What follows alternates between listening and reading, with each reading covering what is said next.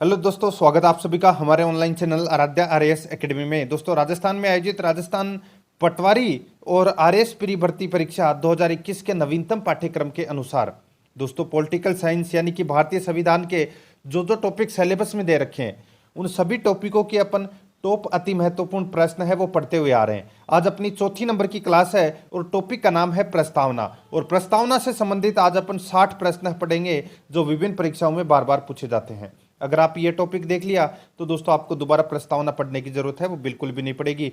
इन्हीं में से ही आपको प्रस्तावना में से प्रश्न जरूर देखने को मिलेगा। दोस्तों, अगर आपने पिछली जो 3 क्लासें हैं वो जरूर नहीं देखी है तो दोस्तों आप प्ले लिस्ट में जाइए, वहाँ पे आपको फोल्डर मिल जाएगा पटवारी और आरएएस प्री पॉलिटिकल साइंस के नाम से वहाँ फोल्डर बना हुआ है। तो आप वहाँ जाके पिछली क्लासें हैं वो जरूर देखें। और आराध्या आरएएस एकेडमी के यूट्यूब चैनल को सब्सक्राइब नहीं किया तो सब्सक्राइब जरूर करें, बेल आइकन को दबाएं, वीडियो को लाइक और अपने दोस्तों के पास में शेयर जरूर करें।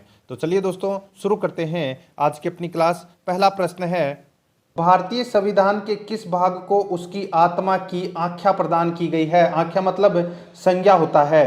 तो दोस्तों यहाँ पे देखिए, भारतीय संविधान को आत्मा की संज्ञा है वो कौन से पार्ट को प्रदान की गई है? तो इसका राइट आंसर हो जाएगा वो है प्रस्तावना को भारतीय संविधान की आत्मा कहा गया है। ए नंबर का ऑप्शन सही उत्तर हो जाएगा। नेक्स्ट क्वेश्चन है, आगे देखिए, संविधान निर्माताओं ने किस पर विशेष ध्यान दिया था? तो दोस्तों संविधान निर्माताओं ने दोस्तों प्रस्तावना पर विशेष ध्यान दिया था। तो इसमें ए नंबर का ऑप्शन सही उत्तर हो जाएगा। आगे देखिए दोस्तों, 3 नंबर का प्रश्न है, भारत में जनप्रिय संप्रभुता है क्योंकि भारत के संविधान की प्रस्तावना शुरू होती है इन शब्दों से। तो दोस्तों भारत की जो प्रस्तावना है वो कौन से शब्द से शुरू होती है? तो दोस्तों आपको प्रस्तावना है वो याद रखनी चाहिए, प्रस्तावना, ठीक है। दोस्तों भारत की जो प्रस्तावना है वो हम भारत के लोग भारत को एक संपूर्ण प्रभुत्व संपन्न समाजवादी पंथ निरपेक्ष लोकतांत्रिक गणराज्य बनाए, ठीक है, ये शुरू की लाइन है, ठीक है। तो शुरुआत किससे हो रही है? हम भारत के लोग से।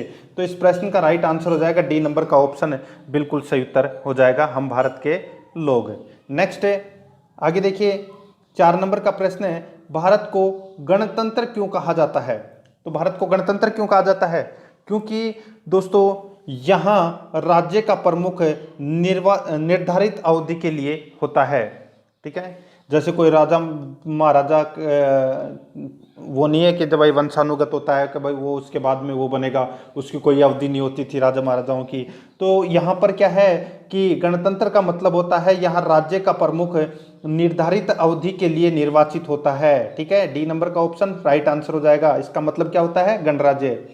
आगे देखिए, 5 नंबर का प्रश्न है, भारत है एक, तो भारत क्या है? तो एक धर्मनिरपेक्ष राष्ट्र है भारत। क्या है? धर्मनिरपेक्ष राष्ट्र है। ए नंबर का ऑप्शन इसका बिल्कुल सही उत्तर हो जाएगा। 6 नंबर प्रश्न है, धर्मनिरपेक्षता का अर्थ है। तो दोस्तों धर्मनिरपेक्षता का अर्थ क्या है? 4 ऑप्शन आपके सामने हैं। तो देखिए, धर्मनिरपेक्षता का अर्थ है कि यहाँ पर यानी कि राज्य सरकार द्वारा किसी धर्म को स्वीकार नहीं करना, यही मतलब होता है धर्मनिरपेक्षता का, ठीक है। यानी कि किसी के साथ में धर्म के आधार पर कोई भेदभाव नहीं किया जाता, ठीक है, और राज्य सरकार का भी कोई धर्म नहीं होता। तो इसका राइट आंसर हो जाएगा सी नंबर का ऑप्शन बिल्कुल सही उत्तर हो जाएगा। आगे देखिए, 7 नंबर का प्रश्न है, भारत एक धर्मनिरपेक्ष राज्य है, इसका मतलब है कि भारतीय राज्य, इसका मतलब है कि भारतीय राज्य किसी निश्चित धर्म को समर्थन नहीं करता। यहाँ पे देखिए, ये इसका राइट आंसर हो जाएगा डी नंबर का ऑप्शन। भारत एक धर्मनिरपेक्ष राज्य है, इसका मतलब यह है कि भारतीय राज्य किसी निश्चित धर्म का समर्थन नहीं करता। डी नंबर का ऑप्शन सही उत्तर हो जाएगा। देखिए प्रश्नों का लेवल देखिए, और अगर आप आराध्या आरएएस एकेडमी के साथ में जुड़ गए तो आपको और भी अच्छी अच्छी चीज़ें मिलेंगी। देखिए 8 नंबर का प्रश्न है, गणतंत्र होता है, तो गणतंत्र का मतलब क्या होता है? गणतंत्र का मतलब होता है राज्य जहां पर अध्यक्ष वंशानुगत रूप से न हो, उसका मतलब होता है गणतंत्र। मैंने भी आपको बताया था, गणतंत्र यानी कि निश्चित अवधि के लिए निर्वाचित होता है, ठीक है, वंशानुगत नहीं होता। तो इसमें डी नंबर का ऑप्शन सही उत्तर हो जाएगा। 9 नंबर प्रश्न है, इसमें देखिए, निम्नलिखित में से वे 2 शब्द कौन से हैं जिनका समावेश 42वें संशोधन द्वारा संविधान की उद्देशिका में किया गया था? निम्नलिखित में से वे दो शब्द कौन से हैं जिनका समावेश 42वें संविधान संशोधन द्वारा संविधान की उद्देशिका में किया गया था? तो इसका राइट आंसर हो जाएगा वो क्या है? तो वह है समाजवादी और धर्मनिरपेक्ष। समाजवादी और धर्मनिरपेक्ष, ठीक है। तो इसका राइट आंसर हो जाएगा वो है सी नंबर का ऑप्शन। और 42वां संविधान संशोधन कब हुआ था? तो ये हुआ था दोस्तों 1976 में। कब हुआ था? 1976 में, ठीक है। आगे देखिए दोस्तों, इसमें 10 नंबर का प्रश्न है, भारतीय संविधान की प्रस्तावना में भारत को किस रूप में घोषित किया गया है? तो भारत को किस रूप में घोषित किया गया है? तो दोस्तों भारत को यहाँ पर एक प्रभुत्व संपन्न, देखिए आपने अगर प्रस्तावना पढ़ी हो तो दोस्तों मैं आपको फिर से एक बार बता देता हूँ। देखिए प्रस्तावना थोड़ी सी आगे से पढ़ के, हम भारत के लोग भारत को एक संपूर्ण प्रभुत्व संपन्न समाजवादी पंथ निरपेक्ष लोकतांत्रिक गणराज्य बनाने के लिए, ठीक है। अब यहाँ पे देखिए, एक प्रभुत्व संपन्न समाजवादी धर्मनिरपेक्ष प्रजातांत्रिक गणराज्य, ठीक है। तो ये अपना राइट आंसर हो जाएगा इसका। सी नंबर का ऑप्शन बिल्कुल सही उत्तर हो जाएगा। इस रूप में घोषित किया गया है भारत को। 11 नंबर का प्रश्न है, भारत एक गणतंत्र है, इसका अर्थ है? भारत एक गणतंत्र है, इसका अर्थ क्या होता है? कि भारत में वंशानुगत शासक नहीं है, ठीक है। इसका मतलब यह है कि भारत में वंशानुगत शासक नहीं है। सी नंबर का ऑप्शन राइट आंसर हो जाएगा। देखिए प्रश्न एक और उत्तर अनेक प्रकार के, देखिए कैसे घुमा घुमा के प्रश्न पूछा गया है, ठीक है। गणतंत्र का मतलब मैंने आपको 3 बता दिया है, ठीक है। तो इसमें सी नंबर का ऑप्शन सही उत्तर हो जाएगा। नेक्स्ट है, निम्नलिखित में से कौन सा शब्द भारत के संविधान की उद्देशिका में नहीं है? तो देखिए भारत की जो प्रस्तावना है उसमें कौन सा शब्द शामिल नहीं है? देखिए समाजवादी है, पंथ निरपेक्ष है, प्रभुत्व संपन्न है, लोकतांत्रिक गणराज्य है, ठीक है, लेकिन लोक कल्याण नहीं है। तो इसका राइट आंसर हो जाएगा डी नंबर का ऑप्शन बिल्कुल सही उत्तर हो जाएगा। आगे देखिए दोस्तों, इसमें कल्याणकारी राज्य का उद्देश्य है। कल्याणकारी राज्य का उद्देश्य है, तो क्या है उसका उद्देश्य? वो है कमजोर वर्गों के कल्याण का प्रबंध करना। कमजोर वर्गों का दोस्तों कल्याण का प्रबंधन करना। तो इसका राइट आंसर बी नंबर का ऑप्शन हो जाएगा। आगे देखिए 14 नंबर का प्रश्न है, भारत को एक गणराज्य मुख्य रूप से माना जाता है क्योंकि? भारत को एक गणराज्य मुख्य रूप से माना जाता है क्योंकि यहाँ पर राज्याध्यक्ष का चुनाव होता है, यानी कि राज्याध्यक्ष यानी कि राष्ट्रपति का भी चुनाव होता है, ठीक है। ए नंबर का ऑप्शन राइट आंसर हो जाएगा, ठीक है। राज्याध्यक्ष अपना कौन है? तो राष्ट्रपति। आगे देखिए, भारतीय संविधान की प्रस्तावना के सिलसिले में निम्नलिखित में से कौन सा क्रम है वो सही है? भारतीय संविधान की प्रस्तावना के सिलसिले में निम्नलिखित में से कौन सा क्रम है वो सही है? तो यहाँ पे देखिए दोस्तों, प्रस्तावना आपको एक बार पूरी याद रखनी चाहिए। मैं आपको बता देता हूँ प्रस्तावना एक बार पढ़कर फिर से। देखिए, हम भारत के लोग भारत को एक संपूर्ण प्रभुत्व संपन्न समाजवादी पंथ निरपेक्ष लोकतांत्रिक गणराज्य बनाने के लिए तथा उसके समस्त नागरिकों को सामाजिक, आर्थिक और राजनीतिक न्याय, विचार, अभिव्यक्ति, विश्वास, धर्म और उपासना की स्वतंत्रता, प्रतिष्ठा और अवसर की समानता प्राप्त कराने के लिए तथा उन सब में व्यक्ति की गरिमा और राष्ट्र की एकता और अखंडता सुनिश्चित करने वाली बंधुता बढ़ाने के लिए, ठीक है। तो ये है दोस्तों अपनी प्रस्तावना जो मैंने आपको पढ़ के बताई है अभी यहाँ पे। तो यहाँ पे देखिए, सार्वभौम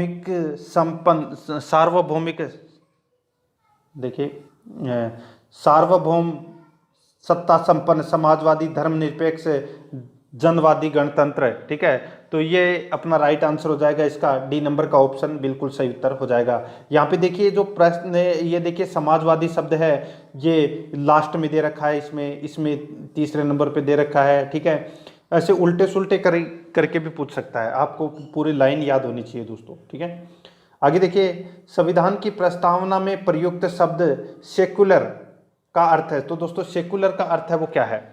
तो सेकुलर का अर्थ हो जाता है दोस्तों इसमें कि सभी नागरिकों को धर्म की उपासना की स्वतंत्रता, सभी नागरिकों को धर्म एवं उपासना की स्वतंत्रता। ए नंबर का ऑप्शन इसका बिल्कुल सही उत्तर हो जाएगा। 17 नंबर का प्रश्न है, शब्द धर्मनिरपेक्ष भारत के संविधान की प्रस्तावना में जोड़ा गया था, इसके विषय में निम्न कथनों में से कौन सा सही है।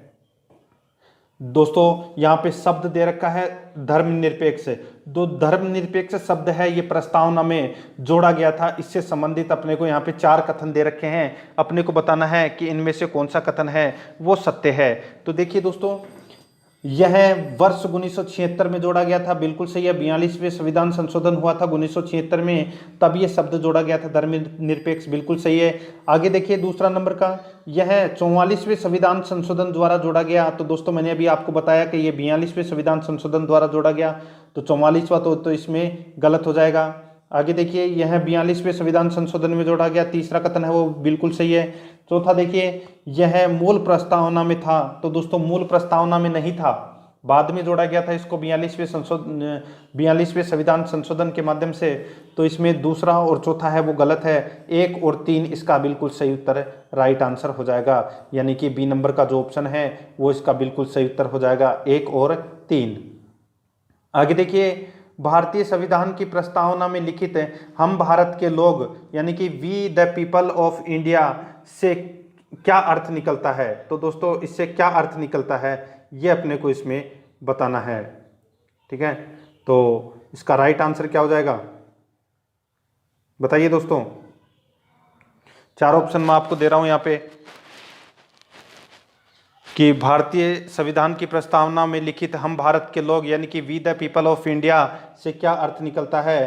तो इससे क्या अर्थ निकलता है, तो इसका राइट आंसर हो जाएगा वो है दोस्तों, संविधान का निर्माण भारत की जनता के द्वारा हुआ है। तो इसका राइट आंसर बी नंबर का ऑप्शन बिल्कुल सही उत्तर हो जाएगा। आगे देखिए दोस्तों, इसमें 19 नंबर प्रश्न है, इसमें देखिए समाजवाद का अर्थ है। तो दोस्तों समाजवाद का अर्थ है वो क्या है, समाजवाद का अर्थ है वो क्या है, तो इसका राइट आंसर हो जाएगा वो है दोस्तों, इसमें समाजवाद का अर्थ है सामाजिक न्याय है।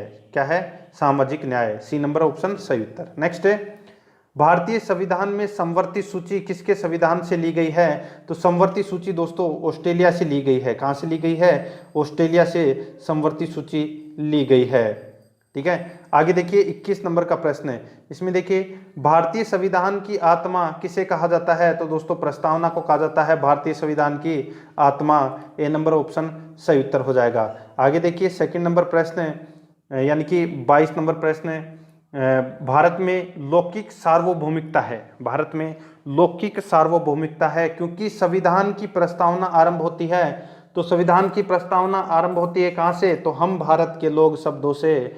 तो इसका राइट आंसर हो जाएगा ए नंबर का ऑप्शन सही उत्तर। अपनी प्रस्तावना है वो हम भारत के लोग शब्द से ही शुरू होती है, शुरुआत, ठीक है। तो इसमें ए नंबर ऑप्शन सही उत्तर। नेक्स्ट है, भारतीय संविधान की प्रस्तावना पर किस क्रांति का प्रभाव नहीं झलकता है।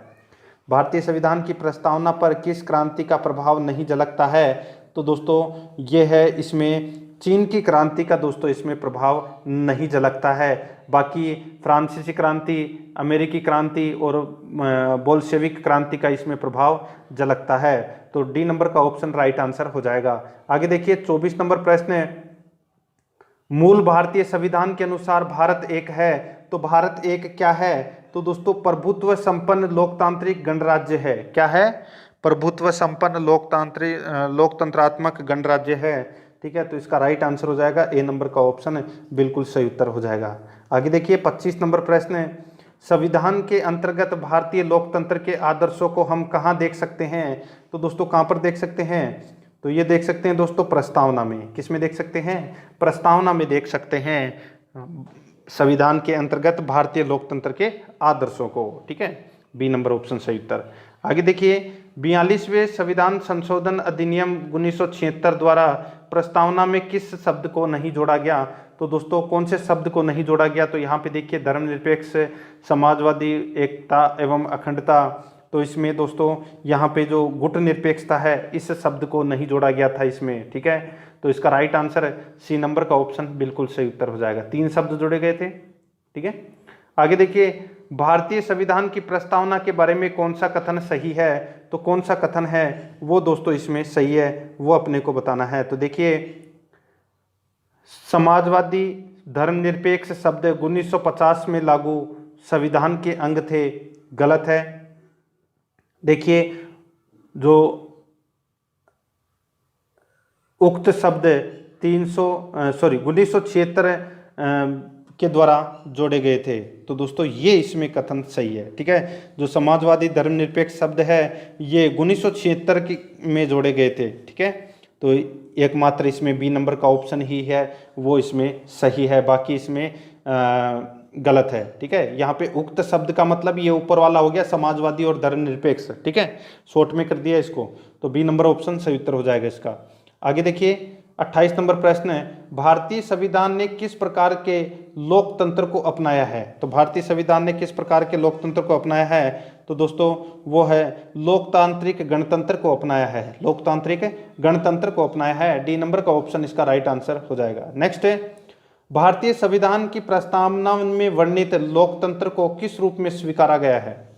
भारतीय संविधान की प्रस्तावना में वर्णित लोकतंत्र को किस रूप में स्वीकार किया गया है? तो दोस्तों किस रूप में? तो देखिए, इसका राइट आंसर हो जाएगा राजनीतिक राजतंत्र, आर्थिक लोकतंत्र और सामाजिक राजतंत्र, इन तीनों के रूप में स्वीकार किया गया है। तो डी नंबर का ऑप्शन बिल्कुल सही उत्तर हो जाएगा। 30 नंबर का प्रश्न देखिए, भारतीय संविधान की प्रस्तावना के अनुसार भारत के शासन की सर्वोच्च सत्ता किसमें निहित है? तो सर्वोच्च सत्ता है वो किसमें निहित है भारत की शासन की? तो वो है जनता में। ए नंबर का ऑप्शन इसका बिल्कुल सही उत्तर हो जाएगा। 31 नंबर प्रश्न है, इसमें देखिए, भारत की संप्रभुता, एकता तथा अखंडता को अक्षुण्ण बनाए रखने तथा उसकी रक्षा करने का प्रावधान किया गया है। भारत की संप्रभुता, एकता तथा अखंडता को अक्षुण्ण बनाए रखने की तथा उसकी रक्षा करने का प्रावधान किया गया है। तो इसका राइट आंसर हो जाएगा वो है प्रस्तावना में। ए नंबर का ऑप्शन बिल्कुल सही उत्तर हो जाएगा। आगे देखिए, भारतीय संविधान की प्रस्तावना में जिन आदर्शों एवं उद्देश्यों की रूपरेखा दी गई है उनकी आगे व्याख्या की गई है, उनकी आगे व्याख्या की गई है। तो दोस्तों, मूल अधिकार, राज्य के निर्देशक, नीति निर्देशक सिद्धांतों एवं मूल कर्तव्य में। ठीक है, बहुत ही अच्छा प्रश्न है। भारतीय संविधान की प्रस्तावना में जिन आदर्शों एवं उद्देश्यों की रूपरेखा दी गई है उनकी आगे व्याख्या की गई है मूल अधिकार में, राज्य के नीति निर्देशक तत्व में और मूल कर्तव्यों में। तो इसका राइट आंसर सी नंबर का ऑप्शन हो जाएगा। आगे देखिए, 33 नंबर प्रश्न है, संविधान सभा में प्रस्तुत उद्देश्य प्रस्ताव में अभिव्यक्ति विचार को भारतीय संविधान के किस भाग में पूर्णतः शामिल किया गया है? संविधान सभा में प्रस्तुत उद्देश्य प्रस्ताव में अभिव्यक्ति विचार को भारतीय संविधान के किस भाग में पूर्णतः शामिल किया गया है? तो इसका राइट आंसर हो जाएगा वो है दोस्तों प्रस्तावना में। ठीक है, तो इसका राइट आंसर हो जाएगा प्रस्तावना में शामिल किया गया है। तो इसमें ए नंबर ऑप्शन सही उत्तर। आगे देखिए, भारतीय संविधान की प्रस्तावना में क्या स्पष्ट नहीं होता? तो क्या स्पष्ट नहीं होता? तो दोस्तों वो है इसमें संविधान को लागू करने की तिथि, संविधान को लागू करने की तिथि दोस्तों इसमें स्पष्ट नहीं करता। ठीक है, प्रस्तावना में। तो इसका राइट आंसर सी नंबर का ऑप्शन बिल्कुल सही उत्तर हो जाएगा। आगे देखिए, निम्नलिखित में से किन उद्देश्यों को भारतीय संविधान उद्घोषित नहीं करता है? निम्नलिखित में से किन उद्देश्यों को भारतीय संविधान उद्घोषित नहीं करता है? तो वो है दोस्तों इसमें किसको? तो वो है अंतर्राष्ट्रीय शांति और सुरक्षा की अभिवृद्धि। ये दोस्तों नीति निर्देशक तत्व में आते हैं, ये प्रस्तावना में यानी कि उद्देश्य में नहीं आते। सामाजिक, आर्थिक और राजनीतिक न्याय। ठीक है, न्याय 3 प्रकार के होते हैं, ये भी याद रखना, सामाजिक, आर्थिक और राजनीतिक। प्रस्तावना के अंदर विचार, अभिव्यक्ति, विश्वास, धर्म और उपासना की स्वतंत्रता, ये 5 प्रकार की दोस्तों स्वतंत्रता है। कौन कौन सी? विचार, अभिव्यक्ति, विश्वास, धर्म और उपासना, 5 प्रकार की स्वतंत्रता है। और दोस्तों समानता है, ये 2 प्रकार की है, प्रतिष्ठा और अवसर की समानता। ठीक है, तो इस प्रश्न का राइट आंसर हो जाएगा डी नंबर का ऑप्शन, क्योंकि ये प्रस्तावना में नहीं है। 36 नंबर प्रश्न है, भारतीय संविधान की प्रस्तावना में देश का कौन सा नाम उल्लेखित है? तो देश का कौन सा नाम उल्लेखित है भारतीय संविधान की प्रस्तावना में? तो दोस्तों वो है भारत और इंडिया, सी नंबर का ऑप्शन इसका बिल्कुल सही उत्तर हो जाएगा। भारतीय संविधान के आर्टिकल 1 में भारत का नाम है वो भारत और इंडिया दे रखा है। ठीक है, आगे देखिए, भारतीय संविधान किसके द्वारा स्वीकृत है? तो किसके द्वारा स्वीकृत है? तो ये दोस्तों भारत की जनता द्वारा स्वीकृत है। तो इसका राइट आंसर डी नंबर का ऑप्शन हो जाएगा। आगे देखिए, भारत की संप्रभुता किसमें निहित है? तो दोस्तों भारत की संप्रभुता किसमें निहित है? तो ये निहित है दोस्तों किसमें? तो भारत की जनता में निहित है। डी नंबर का ऑप्शन बिल्कुल सही उत्तर हो जाएगा। 39 नंबर प्रश्न है, भारतीय संविधान को संविधान सभा द्वारा अंगीकृत कब किया गया? तो ये किया गया दोस्तों कब? तो 26 नवंबर 1949 को यह अंगीकृत किया गया था। ए नंबर का ऑप्शन इसका बिल्कुल सही उत्तर हो जाएगा। 40 नंबर प्रश्न है, भारत का संविधान पूर्ण रूप से तैयार हुआ? तो दोस्तों पूर्ण रूप से कब तैयार हुआ था? तो ये हुआ था दोस्तों 26 नवंबर 1949 को। 26 नवंबर 1949 को यह पूर्ण रूप से तैयार हो गया था। तो इसका बी नंबर का ऑप्शन सही उत्तर हो जाएगा। आगे देखिए, भारतीय संविधान कब अंगीकार किया गया? तो दोस्तों कब अंगीकार किया गया? तो ये किया गया दोस्तों 26 नवंबर 1949 को। तो इसमें B number option right answer. Next है, निम्नलिखित में से किस तिथि को भारतीय संविधान लागू किया गया? तो भारतीय संविधान 26 जनवरी 1950 को लागू किया गया। ए नंबर ऑप्शन सही उत्तर। नेक्स्ट है, किस वर्ष भारत एक प्रभुत्व संपन्न प्रजातांत्रिक गणराज्य बना? तो ये बना दोस्तों कब? तो 1950 में बना था दोस्तों संपूर्ण प्रभुत्व संपन्न प्रजातांत्रिक गणराज्य 1950 में। नेक्स्ट है, संविधान की उद्देशिका में कितनी बार संशोधन किया जा चुका है? यानी कि प्रस्तावना में कितनी बार संशोधन किया जा चुका है? तो एक बार ही किया गया है 1976 में 42वें संविधान संशोधन के माध्यम से। ठीक है, तो इसमें सी नंबर का ऑप्शन राइट आंसर हो जाएगा। नेक्स्ट है, देखिए उद्देशिका और प्रस्तावना एक ही है। ठीक है, शब्द दो अलग अलग हैं लेकिन एक ही मतलब है इनका। आगे देखिए, भारत के संविधान की प्रस्तावना में प्रथम संशोधन कब किया गया? तो प्रथम संशोधन 1976 में किया गया था 42वें संविधान संशोधन के माध्यम से। नेक्स्ट, अब देखिए 46 नंबर का प्रश्न है दोस्तों, इसमें देखिए, निम्न अवतरण में हम भारत के लोग भारत को एक संपूर्ण प्रभुत्व संपन्न समाजवादी पंथ निरपेक्ष लोकतांत्रिक गणराज्य बनाने के लिए तथा उसके समस्त नागरिकों को सामाजिक, आर्थिक और राजनीतिक न्याय, अभिव्यक्ति, विश्वास, धर्म और उपासना की आज़ादी, प्रतिष्ठा और अवसर की समता प्राप्त कराने के लिए उन सब में व्यक्ति की गरिमा और राष्ट्र की एकता और अखंडता सुनिश्चित करने वाली बंधुता बढ़ाने के लिए दृढ़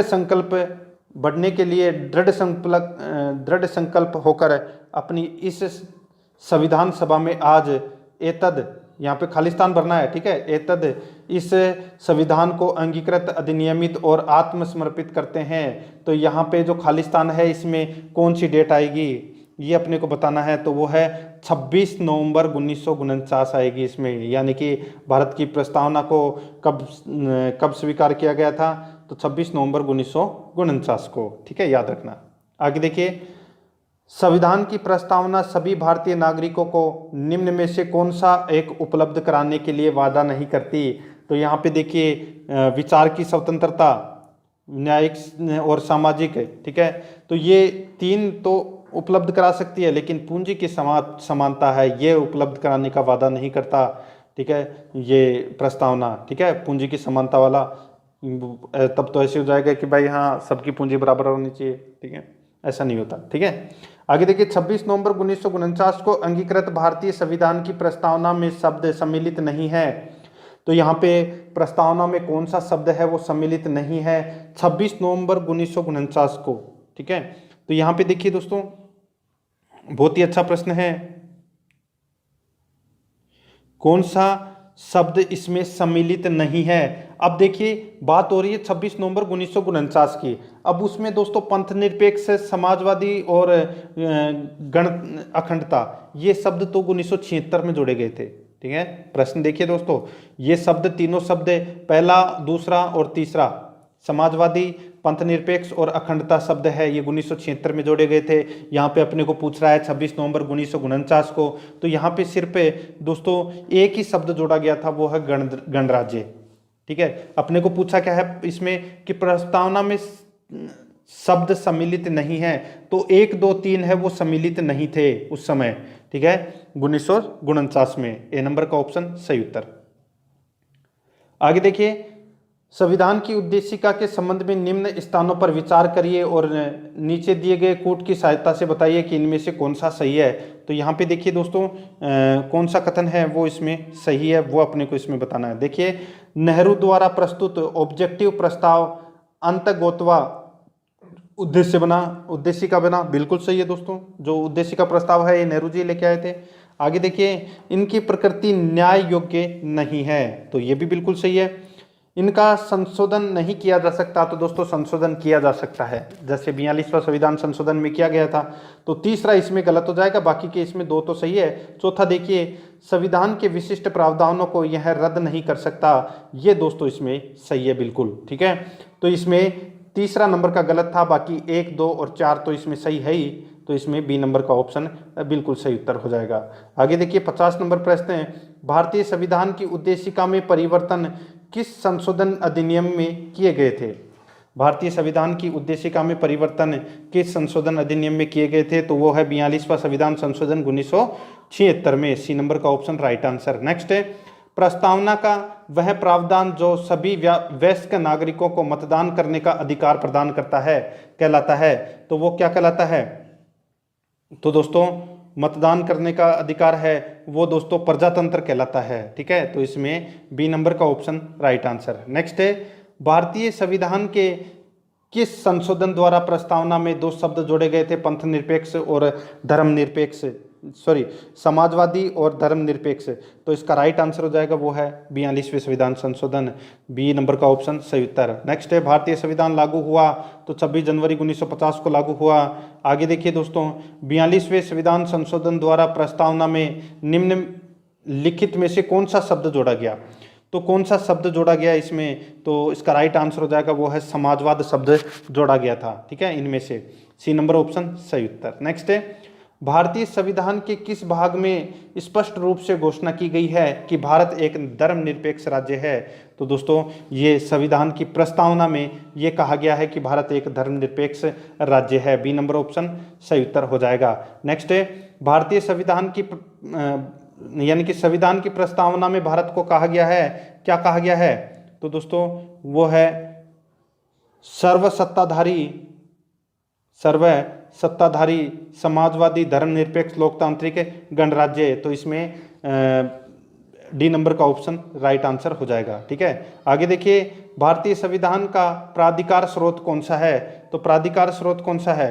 तो वो है भारत के लोग, हम भारत के लोग। तो इसमें बी नंबर ऑप्शन सही उत्तर हो जाएगा, भारत के लोग, ठीक है। आगे देखिए, संविधान की प्रस्तावना में प्रयुक्त शब्द सेकुलर का अर्थ क्या है? तो सेकुलर का अर्थ क्या है? तो इसका मतलब होता है, सेकुलर का मतलब होता है सभी नागरिकों को धर्म एवं उपासना की स्वतंत्रता देना। ए नंबर का ऑप्शन इसका बिल्कुल सही उत्तर हो जाएगा। 59 नंबर प्रश्न है, ये दोस्तों देखिए ये प्रश्न रिपीट हुआ है। तो यहाँ पे 44वें संविधान संशोधन द्वारा जोड़ा गया था, ये इसमें गलत था, बाकी के 1, 3, 4 है वो इसमें सही थे। तो इसका सॉरी देखिए इसमें हाँ 2 ही सही थे, ठीक है। एक तो इसमें 44वां संविधान संशोधन वाला गलत था और यह मूल प्रस्तावना में था, ठीक है। 2 शब्द थे यहाँ पे, एक तो धर्मनिरपेक्ष शब्द के बारे में बताया गया है यहाँ पे, ठीक है। तो 1 और 3 इसका राइट आंसर हो जाएगा, ठीक है। ये प्रश्न आ चुका है पहले, बी नंबर का ऑप्शन सही उत्तर। आगे देखिए, आज का अपना अंतिम प्रश्न है, ये इसका भी मतलब दोस्तों ये भी प्रश्न रिपीट है कि भारतीय संविधान की प्रस्तावना में लिखित हम भारत के लोग यानी कि we the people of India का अर्थ क्या है? तो इसका मतलब होता है दोस्तों, सबको पता होगा ये तो, ठीक है, वो है संविधान का निर्माण भारत की जनता द्वारा हुआ है। तो बी नंबर का ऑप्शन बिल्कुल सही उत्तर हो जाएगा। ये मैंने आज आपको जो टॉप 60 प्रश्न करवाए हैं प्रस्तावना से संबंधित आपको प्रश्न है वो कैसे लगे कमेंट करके जरूर बताएं और आराध्या आरएस एकेडमी के यूट्यूब चैनल को सब्सक्राइब जरूर करें, बेल आइकन को दबाएं, वीडियो को लाइक और शेयर जरूर करें। मिलते हैं दोस्तों नेक्स्ट वीडियो में। जय हिंद, जय भारत।